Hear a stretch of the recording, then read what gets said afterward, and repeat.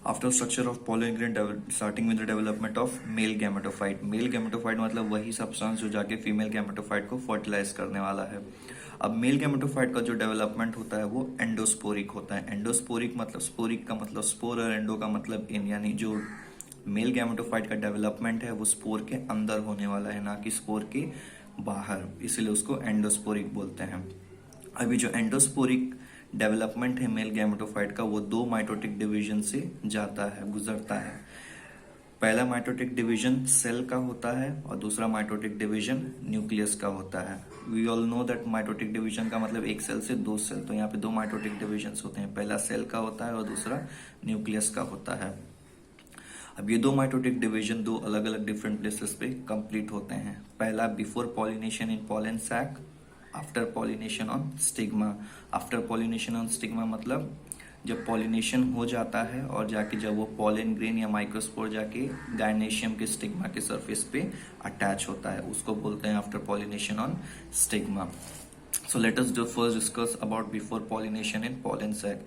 ये है हमारा microspore, outer layer exine, inner layer intine, अंदर प्रोटोप्लाज्म भरा हुआ, और ये है न्यूक्लियस, सिंगल न्यूक्लियस। अब सबसे पहले ये सेल सबसे पहला डिवीजन जाएगा जिसको हम लोग बोलते हैं फर्स्ट माइटोटिक डिवीजन, जो सेल में होता है।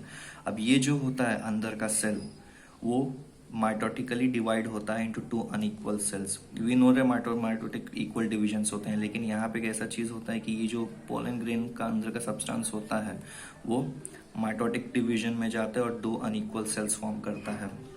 अब इसमें जैसे कि आप देख सकते हो ये एक सेल फॉर्म हुआ है और ये एक सेल फॉर्म हुआ है, यानी ये एक बिगर सेल है और एक छोटा सेल है। अब दोनों में डिफरेंस, अंदर का जो स्मॉलर सेल है उसको हम लोग जेनरेटिव सेल बोलेंगे और जो लार्जर सेल है उसको हम लोग ट्यूब सेल या वेजिटेटिव सेल बोलेंगे। अब दोनों में डिफरेंस क्या है, जो छोटा वाला जेनरेटिव सेल है उसका न्यूक्लियस बड़ा है और जो बड़ा वाला सेल है उसका न्यूक्लियस छोटा है।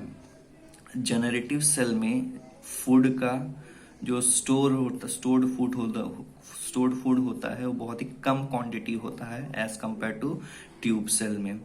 वहीं साइटोप्लाज्म या प्रोटोप्लाज्म की बात करेंगे तो सेम चीज, जितना प्रोटोप्लाज्म या अदर सब्सटेंसेस ट्यूब सेल में होता है उससे बहुत ही ज्यादा कम जेनरेटिव सेल में होता है। अब यहाँ पे ध्यान देने की बात यह है कि जेनरेटिव सेल का जो न्यूक्लियस है वही न्यूक्लियस का सेकेंड माइटोटिक डिवीजन होता है, यानी जो मेन मेल गैमेटोफाइट फॉर्म होगा माइटोटिक डिवीजन होने के बाद वो जेनरेटिव सेल के न्यूक्लियस से फॉर्म होता है। So basically thing is that बड़ा वाला सेल को हम लोग जेनरेटिव सेल या बड़े वाले सेल को हम लोग ट्यूब सेल या वेजिटेटिव सेल बोलते हैं और छोटे वाले सेल को हम लोग जेनरेटिव सेल बोलते हैं। ये जो डेवलपमेंट होता है वो before pollination in pollen sac होता है। Now coming to after pollination on stigma.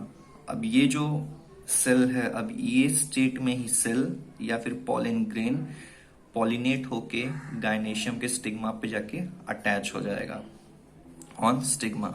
अब स्टिग्मा के सरफेस के ऊपर कुछ सुगरी सिक्रेशंस होते हैं और इसका जो सरफेस होता है वो स्पाइनी होता है। तो ये स्पाइनी सरफेस और सुगरी सिक्रेशंस ये एक दूसरे को अपने आप से अटैच करने में हेल्प करते हैं।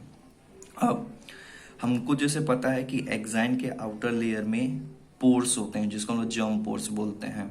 तो जब भी ये पॉलन ग्रेन आके स्टिग्मा पे अटैच होता है तो स्टिग्मा के सरफेस पे जो भी सुगरी सिक्रेशंस होता है वो एक्साइन के वो पॉलन ग्रेन के अंदर जर्म पोर्स के थ्रू अंदर ट्रेवल करते जाता है।